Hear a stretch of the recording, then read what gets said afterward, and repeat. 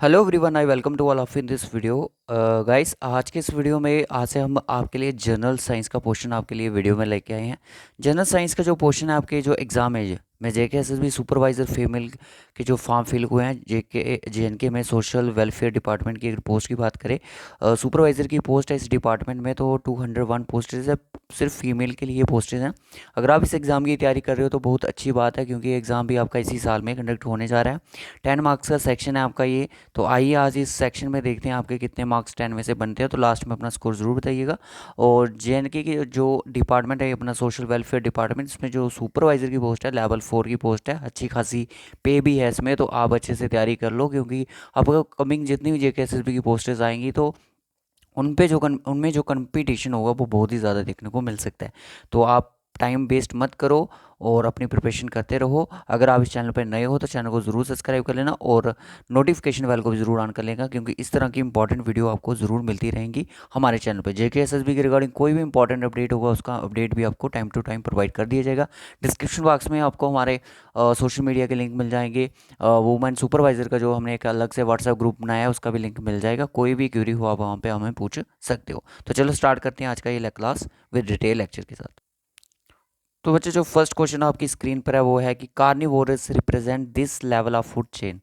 Carnivorous जो होता है वो फूड चेन की अगर हम बात करें, फूड चेन में कार्निवोरस का जो है वो किस लेवल पे स्टैंड करता है। क्या वो उसको प्रोड्यूसर के नाम से जानते हैं, क्या हम कंज्यूमर बोलते हैं, क्या हम उसको डिकम्पोजर बोलेंगे, या फिर नन ऑफ द दिस इसका आंसर हो जाएगा। जल्दी से बताओ इसका आंसर क्या होगा। कार्निवोरस कार्निवोरस का यहाँ पे क्या रोल रह सकता है। तो इंपॉर्टेंट क्वेश्चन है, मैं आपको बता दूं इसी से मिलता जुलता क्वेश्चन जो था जेके एसएसबी में अभी सब इंस्पेक्टर का फाइनेंस का एग्जाम हुआ है उसमें पूछा गया था। तो इसका जो आंसर है मैं आपको बता दूं वो क्या है, यहाँ पे कंज्यूमर आ जाएगा इसका आंसर। देखो यहाँ पे कंज्यूमर भी बहुत टाइप के होते हैं, जैसे प्राइमरी कंज्यूमर होते हैं, सेकेंडरी कंज्यूमर होते हैं, उसमें क्या क्या आते हैं ये क्वेश्चन भी इंपॉर्टेंट है। सो यहाँ पे क्या हो जाएगा, बी ऑप्शन बिल्कुल सही हो जाएगा और कंज्यूमर इसका सही आंसर है। कि कार्निवोरस कौन से होते हैं, देखो एक तो होते हैं ओमनीवोरस, कार्निवोरस, हर्बीवोरस, 3 तरह के होते हैं। तो इसमें कार्निवोरस का जो रोल है वो आपको सभी को पता होना चाहिए क्या है। थोड़ा यहाँ से ध्यान से देखना यार, यहाँ पे आपको थोड़ा सा क्लियर हो ही जाएगा। देखो प्राइमरी प्रोड्यूसर में कौन आता है, प्राइमरी प्रोड्यूसर में जिसको हम फर्स्ट ट्रॉपिकल लेवल बोलते हैं, क्या बोलते हैं, फर्स्ट ट्रॉपिकल लेवल जिसमें प्लांट्स होते हैं जिनको हम प्राइमरी प्रोड्यूसर बोलते हैं। इन केस की अगर आपको प्लांट्स का केस पूछ लिया जाए ये कौन से प्रोड्यूसर होते हैं, 4 तरह के देखो हो सकता है कि प्राइमरी कंज्यूमर हो, सेकेंडरी कंज्यूमर हो, टर्शरी कंज्यूमर हो, या फिर प्राइमरी प्रोड्यूसर। तो प्लांट्स को हमेशा हम क्या बोलते हैं कि ये क्या है, प्राइमरी प्रोड्यूसर है, और जिसमें आपके ग्रास आ जाएगा, ट्रीज आ जाएंगे। और फाइटोप्लैंक्टन क्या होते हैं, ये आपका जो इकोसिस्टम है ये ओशन का रहने वाला है, ठीक है, समंदर का वगैरह। सेकेंड प्राइमरी कंज्यूमर कौन से होते हैं, हम प्राइमरी कंज्यूमर होते हैं जैसे जिनको हम बोलते हैं हर्बीवोर। क्या बोलते हैं, हर्बीवोर, यानी कि जो सिर्फ आपके क्या खाते हैं, सिर्फ आपके ग्रास वगैरह ही खाएंगे, यानी कि जो वेजिटेरियन होते हैं। कौन से होते हैं, वेजिटेरियन होते हैं। जैसे जो प्लैंक्टन, फाइटोप्लैंक्टन को कौन खाएगा, जो प्लैंक्टन खाएगा। ग्रास हॉपर जो किसको खाएगा, ग्रास को खाएगा। काऊ किसको खाएगी, ट्रीज को खाएगी। तो इस तरह से ये जो फूड चेन है इस तरह से बनती है। ये किस में आता है, सेकेंड ट्रॉपिक लेवल में, जिसको हम हर्बीवोर बोलते हैं। बट थर्ड जो ट्रॉपिक लेवल में कौन होता है, कार्निवोर होता है। और में से उसमें मैंने कार्निवोर का आपको स्टेटस पूछा कि ट्रॉपिक जो एक फूड चेन होती है उसमें उसका क्या रोल रहता है, वो एक कंज्यूमर रहता है, सेकेंडरी कंज्यूमर। पूरा अगर एक्यूरेट बात करो तो कौन सा रहता है, सेकेंडरी कंज्यूमर रहता है। कहने का मतलब वो है कि कार्निवोरस कौन से आगे, वर्ड्स आगे। देखो वर्ड्स क्या है, वो एक वेजिटेरियन भी हैं और साथ में वो एक नॉन वेजिटेरियन भी हैं। वर्ड्स का क्या है, कुछ भी खा सकते हैं वो, ठीक है ना। और उसके बाद फिशेस है, फिशेस वेज चीज़ें भी अपने जो ओशन में, वाटर में उनको अवेलेबल होती होंगी उनको भी वो खाते हैं। और कुछ पानी वाले जीव जंतु भी हैं उनको भी वो खा लेते हैं। उसके बाद आते हैं टर्शरी कंज्यूमर, जिसको हम बोलते हैं फोर्थ ट्रॉपिक लेवल, यानी कि टॉप कार्निवोर, जिसमें आपका मैन आता है, लाइन आता है। तो ये ऐसे होते हैं टर्चरी कंज्यूमर। मैन जो है ये भी आपको पता है वेज और नॉन वेज दोनों चलता है। और लाइन जो है वो मैं आपको बता दूं, लाइन अब घास तो नहीं खाएगा, ठीक है ना। तो ये इस तरह से ये जो फूड चेन जो होती है इस तरह से बनती है, ठीक है। देखो अभी यहाँ पे क्वेश्चन आ रहा है कि एनर्जी फ्लो करती है जो फूड चेन, फूड वेब में, फूड वेब की अगर बात करो, देखो फूड चेन की बात करो, फूड वेब की बात करो, तो एनर्जी का जो फ्लो होता है इस फूड वेब चेन में, तो वो क्या होता है, यूनी डायरेक्शनल रहता है। कि कौन सी डायरेक्शन में रहता है, यूनी डायरेक्शनल, यानी कि एक ही डायरेक्शन में रहता है। जब आप 10% लॉ अगर आपने पढ़ा होगा तो उसमें आपको ये समझ आ गया होगा, ठीक है, कि किस तरह से ये एनर्जी जो होती है वो एक लेवल से दूसरे लेवल पर ट्रांसफ़र होती है, ठीक है। Energy flow in food web is known as, क्या बोलते हैं, किस फ्लो में चलती है, यूनी डायरेक्शनल में चलती है। अब यहाँ पे नेक्स्ट क्वेश्चन आता है कि which one of the following is not communicable diseases. Communicable diseases इसमें से कौन सी नहीं है। देखो नॉन कम्युनिकेबल डिजीजेस का मतलब होता है जो कि आप किसी इन्फेक्टेड पर्सन के साथ बैठ जाओगे, ठीक है।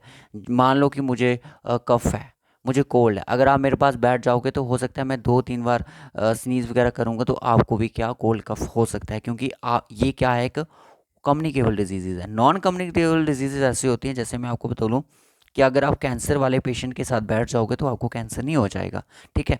तो ये इस तरह से इसको हम बोलते हैं नॉन कम्युनिकेबल डिजीज़, ऐसी जो कि छूने से भी या किसी का इन्फेक्टेड को टच करने से भी हमें नहीं फैलती हैं। जैसे कोविड-19 था, वो किस में आता है, कम्युनिकेबल में आता है ना।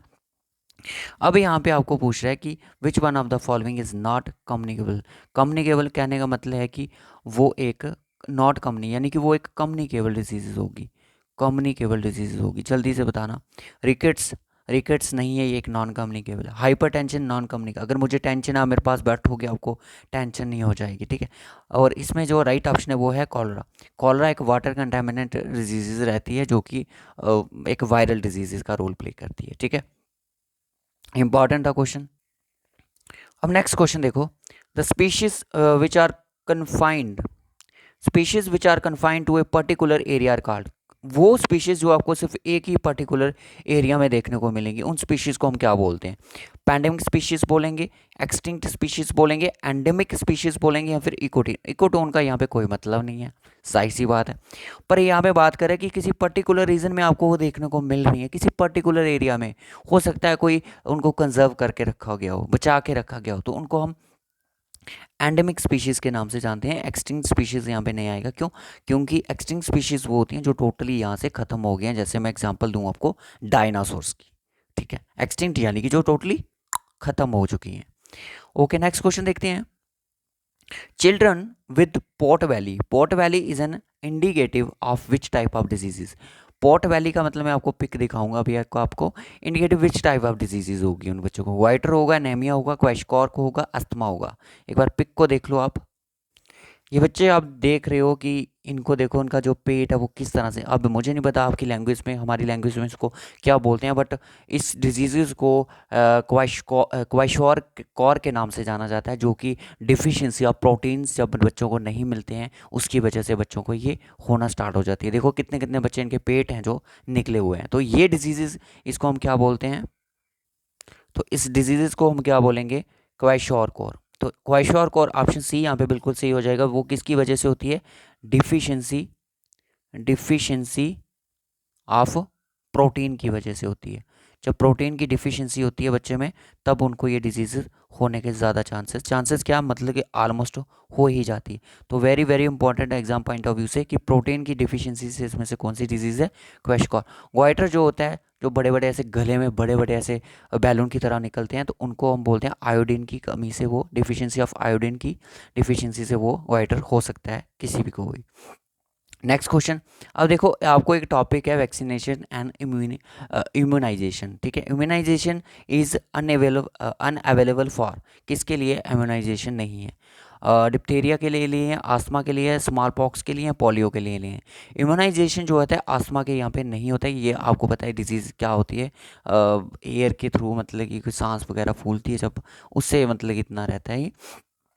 अब देखो क्या होता है कि एक होती है वैक्सीनेशन। वैक्सीनेशन मतलब कि जैसे कि कोविड-19 आया, उसके लिए क्या बनाया गया, वैक्सीन बनाई गई, सभी को वैक्सीन दी गई, ताकि जो एक एक स्ट्रॉन्ग इम्यूनिटी पर्सन के अंदर क्रिएट करेगा, जो डिजीज़ है, स्पेसिफिक पर्टिकुलर डिजीज़ है जैसे कोविड-19 है, उसके अगेंस्ट वो फाइट करेगा। तो वैक्सीनेशन इस पर्पज़ से दी जाती है। बट इम्यूनाइजेशन जो होता है, ये जैसे छोटे छोटे बच्चे जो होते हैं, अब आपको पता है कि बच्चा अगर 3 मंथ का होगा, उसको इंजेक्शन वगैरह की जाएगी, यानी कि उनको इम्यूनाइजेशन किया जाएगा। 6 साल का हो, सॉरी 6 महीने का होगा, 1 साल का होगा, और उनको क्या किया जाता है कि इंजेक्शन किए जाते हैं। आपको देखना अपनी बाजू पे आपको इंजेक्शन वगैरह इस तरह के निशान जो है अभी तक बचपन के दिखेंगे। तो वो इसी तरह के क्या, ताकि वो क्या करते हैं कि रेजिस्टेंट, आप कह सकते हो रेजिस्टेंस टू ए डिजीज़, कोई भी डिजीज़ जो होगी वो अंदर नहीं आ सकेगी, ताकि बच्चों को प्रोटेक्शन मिल सके उस चीज़ से, कि कोई भी इन्फेक्टेड डिजीज़ है जो उनको इन्फेक्ट ना कर सके। यानी कि एक आर्टिफिशियल, आप कह सकते हो, इम्यूनिटी सिस्टम जो होता है वो क्रिएट किया जाता है बच्चों में। ठीक है, नेक्स्ट क्वेश्चन देख लेते हैं। ग्लोबल वार्मिंग जो है वो किसके थ्रू होती है? ग्लोबल वार्मिंग दोस्तों जो होती है वो क्या मीथेन के थ्रू होती है, ग्रीन हाउसेस के थ्रू होती है? यस। देखो क्या है कि मैं आपको पिक पे ही दिखा सकता हूँ, इसका आंसर जो है वो ग्रीन हाउस गैसेस रहेगा। अब ग्रीन हाउस गैसेस की अपनी कोई लेयर होती है। अब जितनी सूरज से किरणें आती हैं, अब जितनी सूरज से ये आप देख सकते हो रोशनी नीचे आती है, ये रिफ्लेक्टेड क्यों हो रही है? ये रिफ्लेक्टेड इसलिए हो रही है, मैं आपको बता दूं, कुछ परसेंट, बहुत कम परसेंटेज जो है सूरज की जो लाइट है हमारे अर्थ की तरफ आती है। ठीक है, और इनको प्रोटेक्ट कौन करता है? ये जो ग्लोबल ग्लोबल वार्मिंग का जो इफेक्ट रहता है, यानी कि कोई गैसेस हैं ये हमें प्रोटेक्ट करती हैं। अगर इनका लेवल जो है, अगर इनका लेवल इंक्रीज हो जाए एटमॉस्फेयर में, जैसे कार्बन डाइऑक्साइड है, कार्बन डाइऑक्साइड का अगर लेवल इंक्रीज होगा तो क्या होगा, मैं आपको बता दूं, ये लेयर जो है ये एक मोटी परत बनती जाएगी, और जो डायरेक्ट रेडिएशन होगी वो सीधी सनलाइट जो होगी वो अर्थ की तरफ आएगी, और जो यहाँ का एटमॉस्फेयर होगा, यहाँ का जो इन्वायरमेंट होगा, इकोसिस्टम यहाँ का होगा, वो ख़त्म हो जाएगा सब कुछ। तो तभी हम ज़्यादा गर्मी हो जाती है तो हम बोलते हैं ग्लोबल वार्मिंग हो चुकी है। अब आप एक काम करना, इस चीज़ का एक्सपेरिमेंट करके देखना। देखो आपने देखा होगा, हम क्या होते हैं कि कभी किसी रूम में बैठे होते हैं, तो एक रूम में जब हम सभी बैठे होते हैं, मैं आपको बता दूं कि मैं अगर 3 बंदों को रूम में बिठा दूं, 3 बंदों को मैं अगर रूम में बिठा दूं, तो आपको क्या लगेगा? हो सकता है सर्दियों के, मान लो कि दिसंबर का मंथ है, आपको मैं सिंपल भाषा में समझा रहा हूँ। दिसंबर का मंथ है, 3 बंदों को मैंने बिठा दिया रूम में, आप बैठ जाओ, तो बाहर से रूम को लॉक कर दिया गया, और आप बोलोगे कि सर हमें ठंड लग रही है। ठीक है, ठंड लग रही है। वहीं पे अगर मैं उसी रूम में 50 से 100 पर्सन को वहाँ पे बिठा दूँ, तो आपको क्या होगा? वहाँ पे कोई भी गर्मी नहीं लगेगी। क्यों? क्योंकि जो लोग वहाँ पे, हो सकता है कि आपको O2 की कमी हो जाए, ऑक्सीजन की आपको कमी हो जाए, बट CO2 जो होगा वो अपनी एक अच्छी मात्रा में वहाँ पे क्रिएट होना स्टार्ट हो जाएगा, जिससे आपको गर्मी ही गर्मी लगना स्टार्ट हो जाएगी। तो वही एक नेचर है कि जो ये जो CO2 है, जैसे कार्बन डाइऑक्साइड है, जैसे जैसे ये यहाँ पे इंक्रीज होगा, उससे क्या होगा? ग्लोबल वार्मिंग का इफेक्ट बढ़ता है। जैसे जैसे इन ये जो गैसेस हैं ये बढ़ती जाती हैं, वैसे वैसे क्या होता है? गर्मी भी बढ़ती जाती है, ग्लोबल वार्मिंग का इफेक्ट हमारे ऊपर आना स्टार्ट हो जाता है। तो यही गैसेस हमें प्रोटेक्ट करती हैं, बट एक लिमिट होनी चाहिए इनकी, जो लिमिट यहाँ पे लिखी गई है। ठीक है, नाइट्रस ऑक्साइड है, ओजोन है, CFC है, क्लोरोफ्लोरोकार्बन जिसको हम बोलते हैं, ये जो है ये हम अपनी तरफ से, यानी कि जो एयर कंडीशनर हमने लगाए होते हैं, रेफ्रिजरेटर लगाए होते हैं, तो जो उनसे गैसेस निकलती है वो CFC रहती है। ठीक है, मीथेन जो रहती है, कार्बन डाइऑक्साइड जो रहती है, तो ये जो गैसेस हैं हमें प्रोटेक्ट भी करती हैं। अगर आप खुद सोचो कि अगर धरती पर ये गैसेस ना हो, तो मैं आपको बता दूं इसके बारे में, आप जब आप पढ़ोगे तो धरती जो है, ये जो अर्थ है, तो ये किस में कन्वर्ट हो सकती है? ये उसमें स्नो में कन्वर्ट हो सकती है, याद रखना, स्नो में कन्वर्ट हो सकती है अगर ये अगर ये ना हो। ठीक है, तो इधर तो, so next question is an example of conventional sources of energy. Conventional sources of energy की यहाँ पे कौन सी बेस्ट एग्जाम्पल है? Geothermal energy, solar energy, tidal energy, nuclear energy. तो यहाँ पे ऑप्शन सी यहाँ पे हो जाएगा बिल्कुल सही answer. Nuclear energy is a correct answer. Example of conventional source, जिनको हम नॉन रीन्यूएबल एनर्जी भी बोलते हैं, यानी कि जो एक बार चली गई वो वापस नहीं आएगी। जैसे नेचुरल गैस होगी आपकी, नेचुरल नेचुरल गैस होगी, ऑयल हो गया, है ना, ऑयल कह सकते हो, कोल कह सकते हो आप, कोल जिसको हम कोयला बोलते हैं, न्यूक्लियर एनर्जी होगी, सॉरी आपकी, मैंने अभी बताई आपको न्यूक्लियर एनर्जी होगी, बहुत सारी ऐसी चीज़ें। अब आपने देखा होगा कि कुछ होती हैं geothermal energy, tidal energy, wind energy होगी आपकी, बायोगैस होगी आपकी। तो ये सारी की सारी चीज़ें क्या है, ये एक नॉन कन्वेंशनल में आ जाती हैं। तो जो हम पढ़ रहे हैं न्यूक्लियर एनर्जी, ये कन्वेंशनल सोर्स ऑफ एनर्जी है, ठीक है। नेक्स्ट क्वेश्चन देखो, choose the correct group of the conventional source of energy. फिर से अगेन रिपीट हो चुका है क्वेश्चन, मैं लास्ट में आपको साइंस का सिलेबस भी जरूर दिखाऊंगा। ऑयल, नेचुरल गैस और फायरवुड। Yes, option C. एक बार लकड़ी को आपने जला दिया वो वापस नहीं आ सकती, ठीक है। ये स्टार्टिंग से हम पढ़ते आ रहे हैं। Which of the following is not a vaccine for कोविड-19 डिजीज। कोविड-19 की डिजीज की यहाँ पे ये एक वैक्सीन यहाँ पे नहीं है। न्यूबा ऑक्साइड है, कोरोवैक्स है, मोडेना। ये दो तो थी हमें पता है, बट ये न्यूबा एक्सोविड जो वैक्सीन है ये कोविड-19 की नहीं है, इसका पता ही नहीं है किसकी है। तो ऑप्शन ए यहाँ पे हो जाएगा सही आंसर। तो जितना भी सिलेबस था मैंने सभी को लिया है साइंस के पोर्शन का। Different different sources of energy आप यहाँ पे देख सकते हो। तो इनको स्क्रीनशॉट भी आप इनका लिख सकते हो, बाकी आप गूगल पे भी आपको मिल जाएगा। सोर्सेस ऑफ एनर्जी क्या है, नॉन कन्वेंशनल यानी कि जो चीज़ बार बार वापस आ सकती है, ठीक है, जो चीज़ बार बार वापस आ सकती है।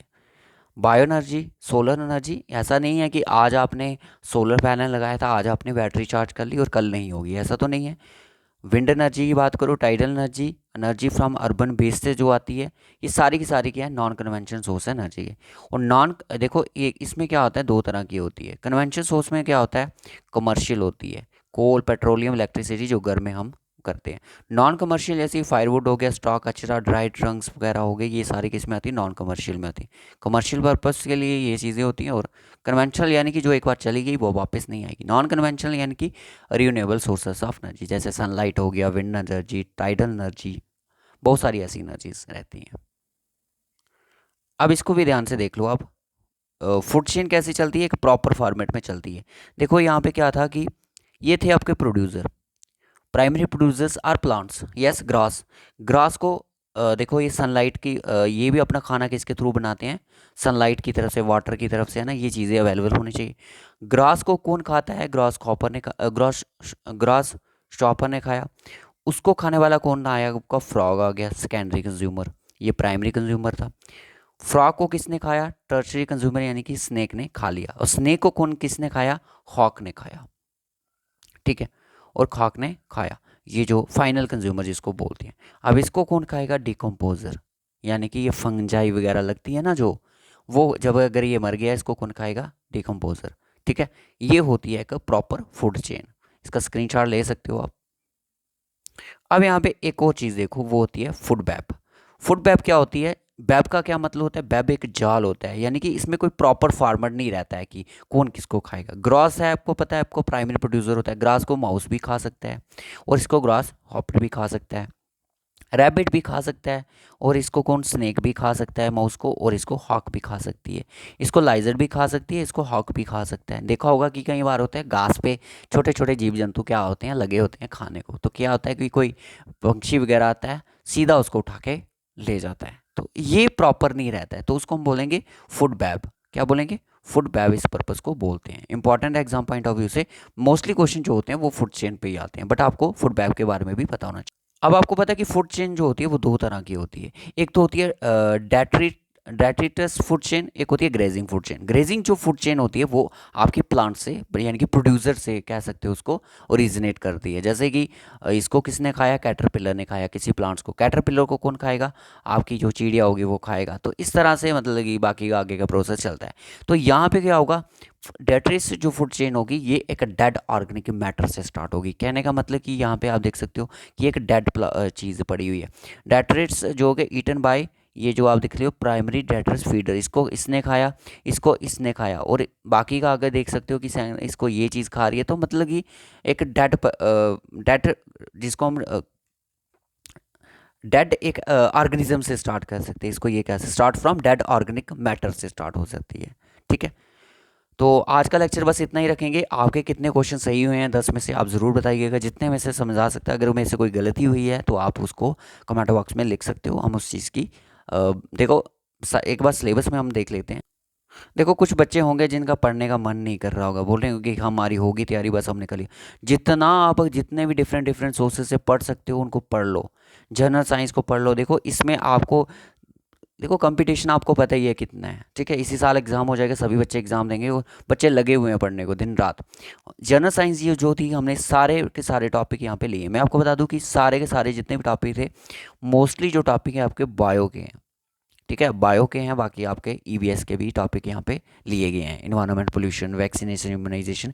ये जो है कुछ टॉपिक यहाँ पे, मोस्टली जो टॉपिक है वो बायो के, बाकी वेरियस होस ऑफ एनर्जी आप देख सकते हो किसका है। नहीं तो आपको फिजिक्स, केमिस्ट्री ये सारी पढ़नी पड़ती थी। देखो बहुत इजी है आपकी साइंस यहाँ पे। अ, आज का जो लेक्चर था वो काफ़ी अच्छा रहा है मुझे लगता है यहाँ तक। और नेक्स्ट जो लेक्चर होगा मैं आपके लिए लेके आऊँगा जनरल इंटेलिजेंस और रीजनिंग पर 10 नंबर के क्वेश्चन होंगे। जिस पर्पज़ से एग्जाम में पूछा जाएगा मैं उसी पर्पज़ से ला रहा हूँ। ऐसा नहीं है जनरल इंटेलिजेंस रीजनिंग में मैं आपके लिए 10 से 12 क्वेश्चन लेके आ जाऊँगा, ऐसा 20 से 25 क्वेश्चन लेके आ जाऊँगा जिनका कोई फॉर्मेट ही नहीं। तो इसमें आपको एक अपनी तैयारी दिखेगी, एक्चुअल फॉर्मेट दिखेगा। मैं आपको बता दूँ कि यही लेवल आपको एग्जाम में भी ज़रूर दिखेगा। हर बच्चों को दिखता है, ऐसा नहीं है कोई सेम क्वेश्चन आ सकते हैं, बट ऐसा कभी नहीं होता। बट जो प्रैक्टिस सेट में होता है सेम क्वेश्चन कई भी बार फॉल कर जाते हैं। और जो मॉक टेस्ट होते हैं वो तो सिर्फ आपकी तैयारी को चेक करता है कि आपने अभी तक किसका कितना तैयार करा है। तो जनरल साइंस जो प्री जनरल साइंस का आज को हमारा हो गया। जनरल इंटेलिजेंस ही नेक्स्ट हमारा टॉपिक होगा। प्रैक्टिस सेट होगा 10 नंबर का, बाकी फिर उसके बाद इंग्लिश। बाकी ये जो 20 मार्क्स की है ये तो पटवारी के लिए भी अभी रिसेंटली मैंने एक वीडियो डाला था, तो आपके लिए भी वही है। एक ही प्ले लिस्ट में आपको सभी जितने भी हैं कंप्यूटर की, कोई अलग से प्ले लिस्ट नहीं बनेगी आपकी। सारा कुछ जो अभी करवाएंगे वो एक ही प्ले लिस्ट में डालते रहेंगे, वहाँ पे आप थंबनेल के अकॉर्डिंग उस चीज़ को देख लेना। तो स्पेशलाइजेशन का भी मॉक टेस्ट यूनिट नंबर 3 का आपको जल्दी ही प्रोवाइड कर देंगे। इस वीडियो को ज़्यादा से ज़्यादा शेयर करो, और अगर आप इस चैनल पे अभी तक नए हो तो चैनल को ज़रूर सब्सक्राइब कर लेना। Bye bye, take care.